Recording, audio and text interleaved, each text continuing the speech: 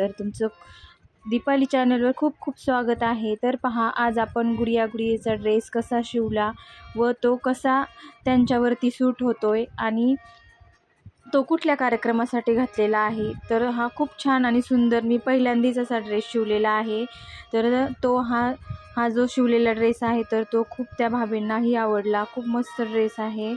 तर त्यांचा कार्यक्रम होता, तर त्यासाठी मी हे 2 गुडिया गुडीचे ड्रेस, ओढणी आणि हे त्यांना मी एकदम खूप कमी वेळामध्ये शिवून दिलेला आहे। हे पहा, त्याला फेटा पण एकदम 2 मिनिटातच फेटा पण बनवून दिला होता आणि खूप सुंदर असा हा दोघांचा लुक आहे पहा।